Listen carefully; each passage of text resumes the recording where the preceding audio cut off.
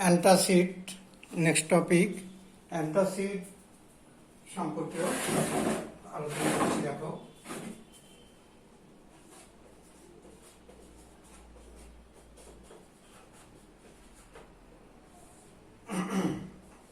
এই অ্যান্টাসিড এদের প্রকৃতি কেমন,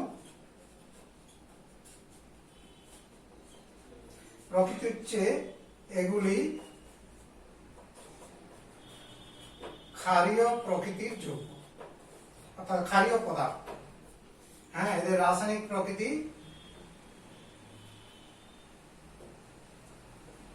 ক্ষারীয় যৌগ। এটা হচ্ছে অ্যান্টাসিডের প্রকৃতি সম্পর্কীয় ধারণা। এবার অ্যান্টাসিড গুলো দুই প্রকারের হয়, অর্থাৎ অ্যান্টাসিড দুই প্রকারের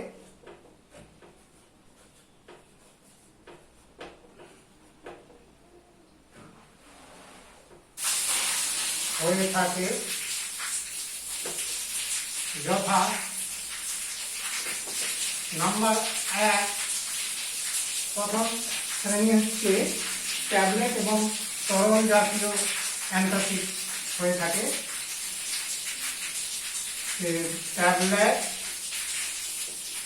ট্যাবলেট ও তরল অ্যান্টাসিড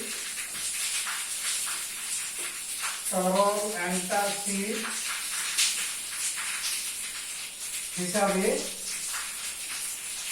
বর্তমান এটা এক ধরনের অ্যান্টাসিড বাজারে রয়েছে।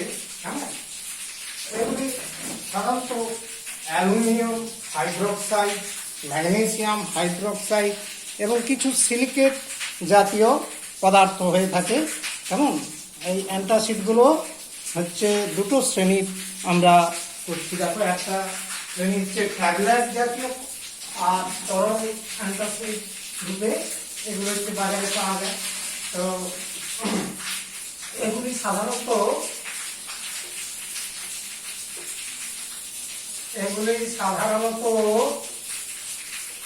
Aluminium hydroxide, AlOH3, magnesium hydroxide,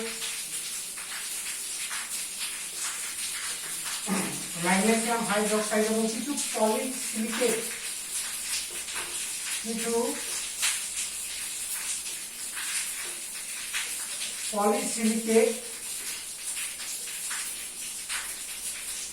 পলিসিলিকেট যৌগ হিসাবে এগুলো বর্তমান থাকে বাজারে।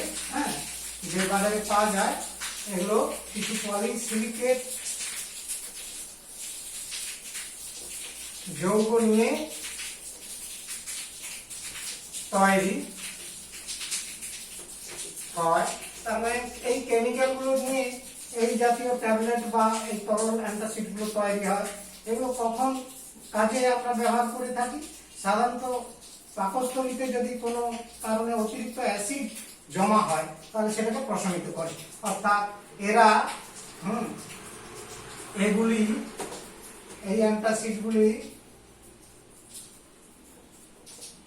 পাকস্থলীতে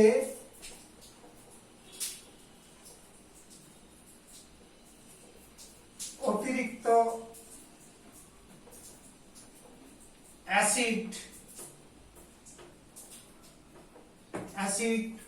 অ্যাসিড সাধারণত হাইড্রোক্লোরিক অ্যাসিড আমাদের চিত্তরসে থাকে।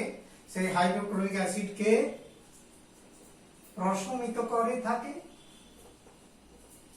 এটাই হচ্ছে এরা কাজ করে। এদের মানে এই অ্যান্টাসিড গুলো কিভাবে আমাদের মধ্যে ক্রিয়া করে। আরেক ধরনের অ্যান্টাসিড রয়েছে, দ্বিতীয় প্রকার যে অ্যান্টাসিড,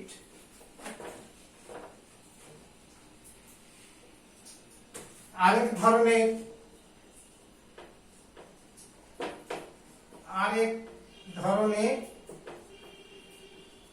অ্যান্টাসিড বর্তমান রয়েছে, যাদের নাম র্যানিটিডিন বাজারে এই নামে বিক্রি হয়, র্যানিটিডিন। র্যানিটিডিন কম্পাউন্ড ফ্যামিটিডিন,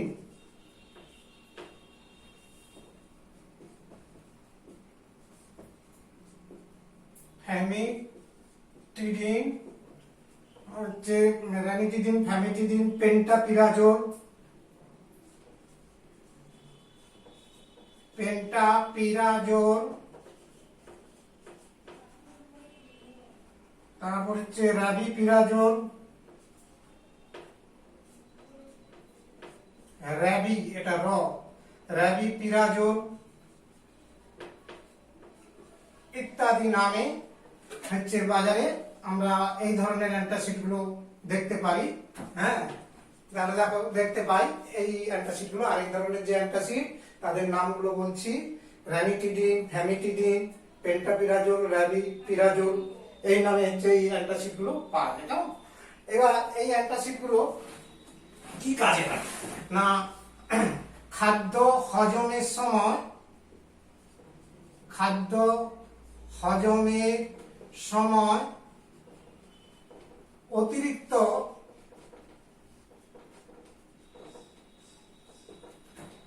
হচ্ছে অ্যাসিড,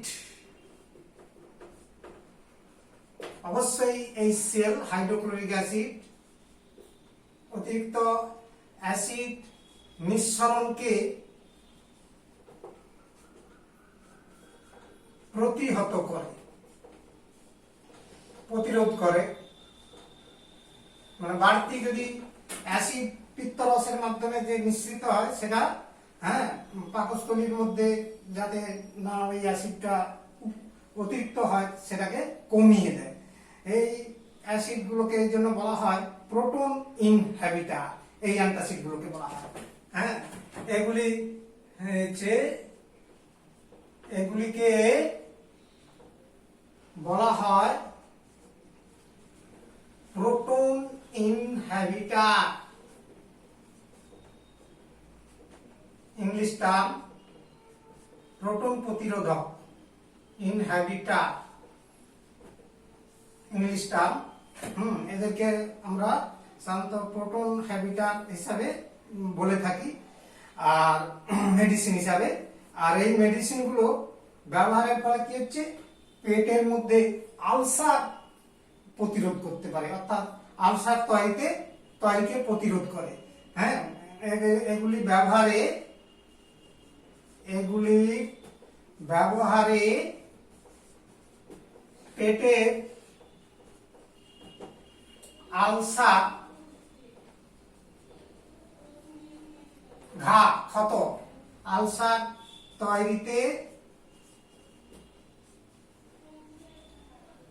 তৈরিতে বাধা দেয় বা প্রতিরোধ করে বা প্রতিরোধ করে থাকে। এই হচ্ছে অ্যান্টাসিড সম্পর্কেও ধারণা করব। এবার দেখো লবণ, লাস্ট টপিক আমরা লবণটা পড়াচ্ছি তোমাদের।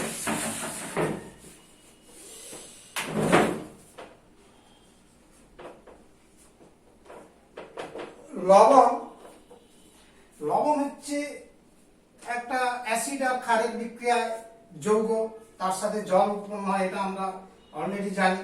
তো অ্যাসিডের প্রতিস্থাপনযোগ্য হাইড্রোজেন পরমাণুগুলো ধাতু বা ধাতু প্রতিভু মূলক, ধাতু প্রতিভু মানে ধাতুর মতো আচরণকারী মূলক, যেমন অ্যামোনিয়াম NH4+, অ্যামোনিয়াম মূলক, তেমনি ফসফোনিয়াম মূলক PH4+।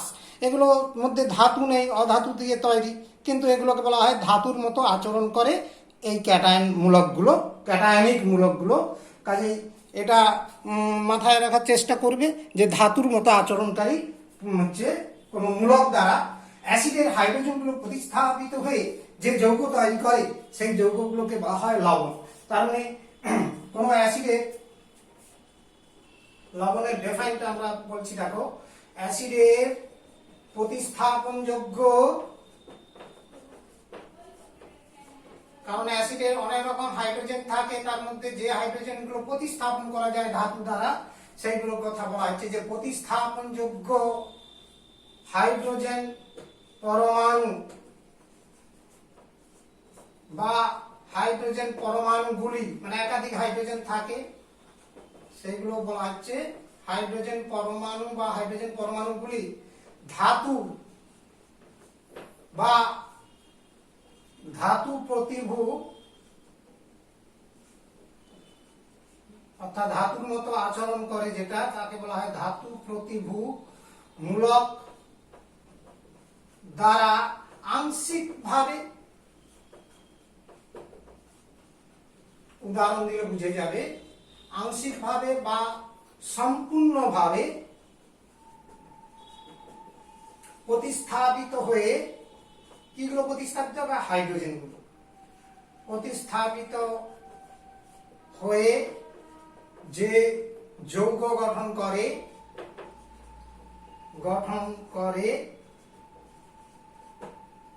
তাকে লবণ বলা হয়। তো দেখো লবণ, যেমন একটা উদাহরণ দিচ্ছি, সালফিক অ্যাসিডের প্রতিস্থাপনযোগ্য হাইড্রোজেন পরমাণুর সংখ্যা 2। এতে যদি ক্ষার দিই, যেমন কস্টিক সোডা দ্রবণ যদি যোগ করি আমরা, তাহলে এই হাইড্রোজেনটা সোডিয়াম ধাতু দ্বারা আংশিক প্রতিস্থাপিত হতে পারে। এই যে সোডিয়াম বাইসালফেট তৈরি হলো দুটো হাইড্রোজেনের মধ্যে, অ্যাসিডের প্রতিস্থাপনযোগ্য দুটো হাইড্রোজেনের মধ্যে একটি হাইড্রোজেন পরমাণু সোডিয়াম ধাতু দ্বারা প্রতিস্থাপিত হয়েছে, কাজে এটা একটা লবণ তৈরি হলো। আবার পূর্ণ প্রতিস্থাপিত হতে পারে, যেমন ধরো সম্পূর্ণরূপে প্রতিস্থাপিত হয়ে আবার একটা যৌগ, যেমন আমরা দেখাচ্ছি সোডিয়াম সালফেট Na2SO4 আর জল তৈরি হচ্ছে।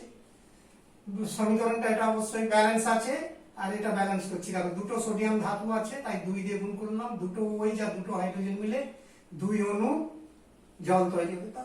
এখানে হাইড্রোজেন গুলো সম্পূর্ণ প্রতিস্থাপিত হয়ে লবণটা তৈরি হয়েছে, আর এটা আংশিক প্রতিস্থাপিত হয়ে, এই জন্য এখানে আমরা সংজ্ঞাতে এই বিষয়টা লিখেছি। এবার এই লবণ শ্রেণী বিন্যাস, লবণের শ্রেণী 3 রকমের হয়ে থাকে, 3 প্রকারের হয়ে থাকে। একটা হচ্ছে আম্লিক লবণ, আরেকটা হচ্ছে ক্ষারীয় লবণ, আরেকটা হচ্ছে আমার প্রশম লবণ তথা সমিত লবণ।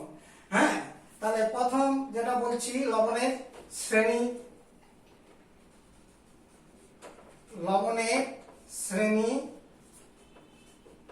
বিন্যাস, যে 3 প্রকারের লবণ আছে, 3 প্রকারের হয়ে থাকে। নাম্বার 1 সমিত বা পূর্ণ লবণ, সমিত লবণ বা পূর্ণ লবণ, যাকে বলা হয় নরমাল সল্ট। সমিত লবণের ডেফিনেশনটা আমরা লিখছি, দেখো অ্যাসিডের প্রতিস্থাপনযোগ্য হাইড্রোজেন পরমাণু, মানে যাদের একাধিক হাইড্রোজেন পরমাণু প্রতিস্থাপিত আছে তাদেরকে বলা হয় বহু ক্ষারীয় অ্যাসিড। তার মানে বহু ক্ষারীয় অ্যাসিডের, এখানে ডেফিনেশনটা আমি একটু বলছি কিভাবে, দেখো বহু ক্ষারীয়,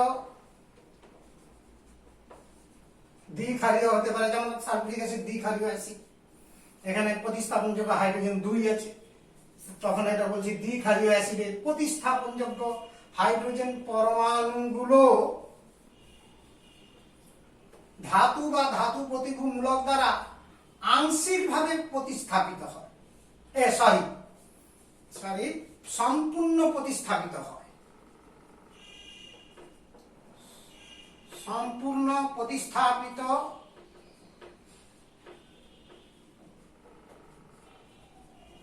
হয়ে যে লবণ তৈরি করে তাকেই বলা হয় পূর্ণ লবণ বা সমিত লবণ বলা হয়।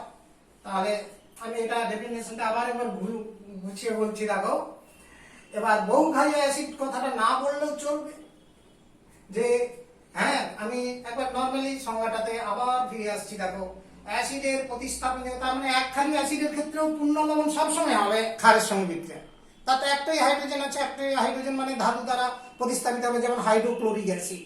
সোডিয়াম ক্লোরাইড যৌগ তৈরি হয় সোডিয়াম হাইড্রোক্সাইডের সঙ্গে বিক্রিয়া করে, তার মানে ওখানে NaCl একটা সমিত লবণ হবে। তাহলে অ্যাসিডের প্রতিস্থাপনযোগ্য হাইড্রোজেন পরমাণু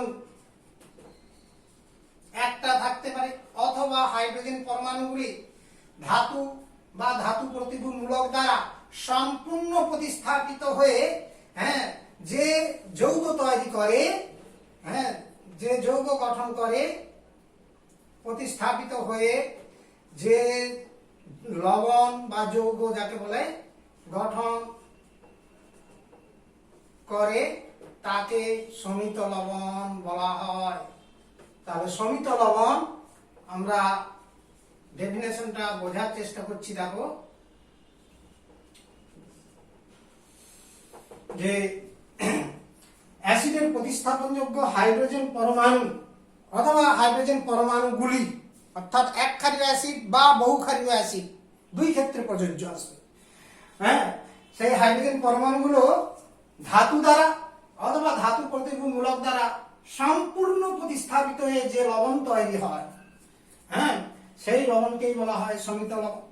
যেমন এখানে এটা আংশিক প্রতিস্থাপিত হচ্ছে, কাজে এটা সমিত লবণ নয়। দ্বিতীয় ক্ষেত্রে লবণটাই হচ্ছে সমিত লবণ, কারণ এখানে দেখো, লক্ষ্য করো, দুটো হাইড্রোজেন পরমাণু সম্পূর্ণ প্রতিস্থাপিত হয়েছে, এই জন্য এটা একটা সোডিয়াম সালফেট হলো একটা সমিত লবণের উদাহরণ।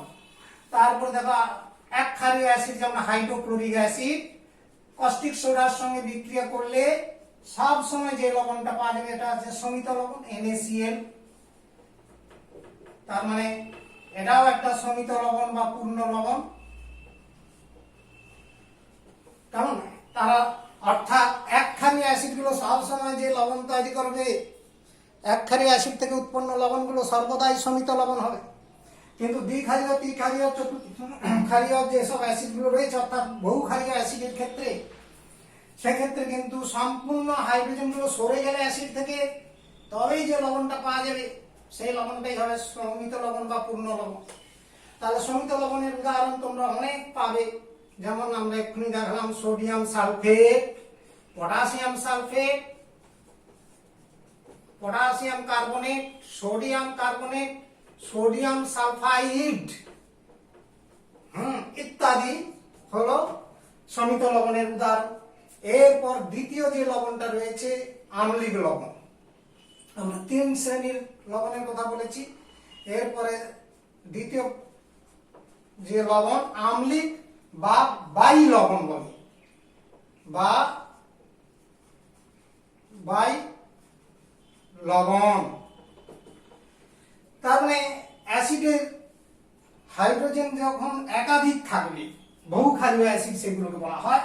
তার মানে বহু ক্ষারীয় অ্যাসিডের হাইড্রোজেন পরমাণুগুলো যেগুলো প্রতিস্থাপনযোগ্য, আংশিক প্রতিস্থাপিত হয়ে যে লবণ তৈরি হয়, তার মানে এক্ষেত্রে আমরা লিখছি, দেখো এই কথাটা মুছে দিলাম, মানে এক ক্ষারীয় অ্যাসিড থেকে আম্লিক লবণ কখনো পাওয়া যাবে না।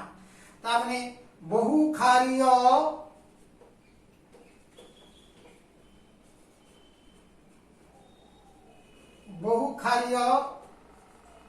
অ্যাসিডের প্রতিস্থাপনযোগ্য হাইড্রোজেন পরমাণুগুলি ধাতু বা ধাতু প্রতিভূ মূলক দ্বারা আংশিকভাবে প্রতিস্থাপিত হয়ে যে লবণ তৈরি করে তাকেই বলা হচ্ছে, আমি এখানে ডেফিনেশনটা একবার পরিষ্কার করে লিখে দিচ্ছি। দেখো, বহু ক্ষারীয় অ্যাসিডের প্রতিস্থাপনযোগ্য হাইড্রোজেন পরমাণুগুলি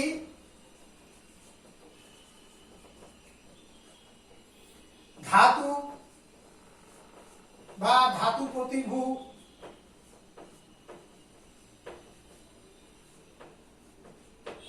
মূলক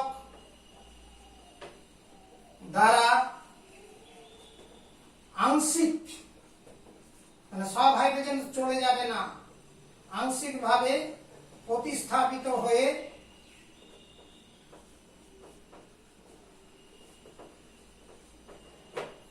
যে লবণ গঠিত হয়, তৈরি হয়, তাকে আম্লিক বা বাই লবণ বলা হয়। অ্যাসিড লবণ বলা হয়।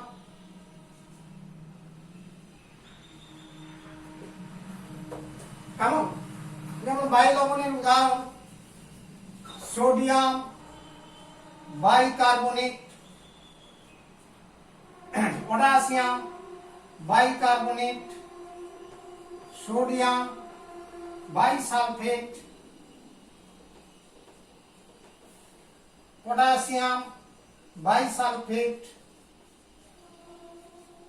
সোডিয়াম বাইসালফাইড ইত্যাদি হলো আম্লিক লবণের উদাহরণ। একটা বিক্রিয়া দেখাচ্ছি, দেখো আমার সালফিউরিক অ্যাসিড একটা দ্বিক্ষারীয় অ্যাসিড, এর সাথে কস্টিক সোডা যোগ করলে আংশিক হাইড্রোজেন পরমাণু একটা প্রতিস্থাপিত হয়ে সোডিয়াম বাইসালফেট লবণ আর জল তৈরি হয়। এই হচ্ছে আমার বায়ু লবণ বলো বা আম্লিক লবণ, মানে অ্যাসিড লবণ এর একটা উদাহরণ। তৃতীয় লবণ হচ্ছে ক্ষারীয় লবণ। থার্ড লবণ, তৃতীয় প্রকারের যে লবণ ক্ষারকীয় লবণ, বেসিক সল্ট, ক্ষারকীয় লবণ। তৃতীয় ক্ষেত্রে আমরা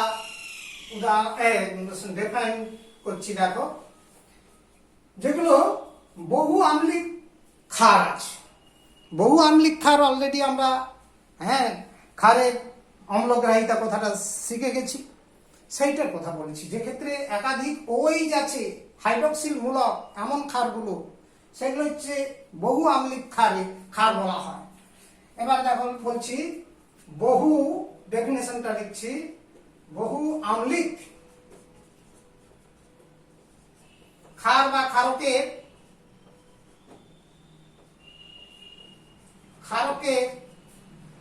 OH মূলক, হাইড্রক্সিল মূলক বা অক্সাইড মূলক, এমনকি অক্সাইড মূলকও থাকতে পারে।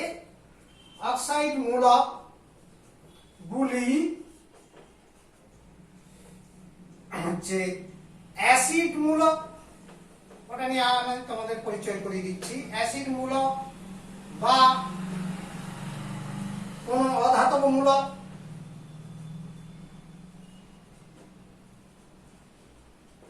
দ্বারা,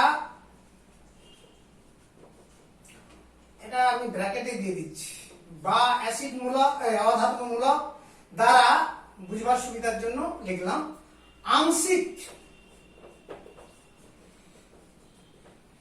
প্রতিস্থাপিত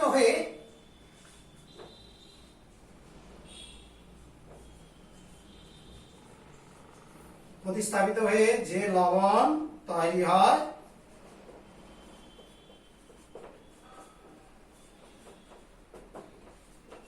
তাকে ক্ষারকীয় লবণ বা ক্ষারীয় লবণ, বেসিক সল্ট বলে। ব্যাপারটা কি হচ্ছে দেখো, বহু আম্লিক ক্ষার, যেমন একটা উদাহরণ দিচ্ছি তোমার হচ্ছে লেড হাইড্রোক্সাইড। এটা একটা ক্ষার, হচ্ছে দ্বি-আম্লিক ক্ষার, দুটো OH মূলক আছে। এর সাথে যদি আমরা হাইড্রোক্লোরিক অ্যাসিডের বিক্রিয়া করি, তাহলে এই OH মূলক আংশিকভাবে প্রতিস্থাপিত হচ্ছে ক্লোরিন দ্বারা, অর্থাৎ ক্লোরাইড মূলক, যেটা অধাতব মূলক বলছি। একটি Cl- মূলক, এটা হচ্ছে অধাতব মূলক বা অ্যাসিড মূলক বলা হয়। অ্যাসিড থেকে উৎপন্ন অ্যানায়ন মূলক গুলোকে বলা হয় অ্যাসিড মূলক। যেমন নাইট্রিক অ্যাসিডের মূলক নাইট্রেট মূলক NO3-, সালফিউরিক অ্যাসিডের অ্যাসিড মূলক সালফেট মূলক SO4-, কার্বনিক অ্যাসিডের অ্যাসিড মূলক কার্বনেট CO3-। এগুলোকে অ্যাসিড মূলক বলে। তার মানে এই অ্যাসিড মূলক দ্বারা ক্ষারের OH মূলক আংশিক প্রতিস্থাপিত হয়েছে। আংশিক মানে একটা চলে গিয়েছে, আর সেটা দিয়ে কি হচ্ছে, জল তৈরি করছে। তাহলে এই যে লেড হাইড্রক্সিল ক্লোরাইড, এটা একটা ক্ষারীয় লবণ। এটাকে আমরা অনেক সময় বলি ক্ষারীয় লেড ক্লোরাইড লবণ। ক্ষারকীয় লেড ক্লোরাইড এই লবণটার নাম। দ্যাট ইজ এটা একটা ক্ষার লবণ এর উদাহরণ আসতে পারে। এছাড়া আরো তোমাদের যেমন ক্ষারকীয় লবণের উদাহরণ দিচ্ছি আমি কয়েকটা। হ্যাঁ, যেমন ধরো তোমার হচ্ছে ক্ষারকীয় লবণের আরো এক্সাম্পল দিচ্ছি, যে বেসিক কপার কার্বনেট অর্থাৎ ক্ষারকীয় বা ক্ষারীয় কিউপ্রিক কার্বনেট, যার সংকেত CuCO3 CuOH2, এটা হচ্ছে একটা ক্ষারীয় লবণের উদাহরণ। দেখলে এটা সাধারণত দেখবে পেতলের যে বাসনপত্র থাকে, কপার ধাতুর অথবা মানে তামার বাসন বা যে পিতলের বাসনে দেখবে একটা সবুজ বর্ণের আস্তরণ জমা হয় যদি দীর্ঘদিন না ব্যবহৃত হয়।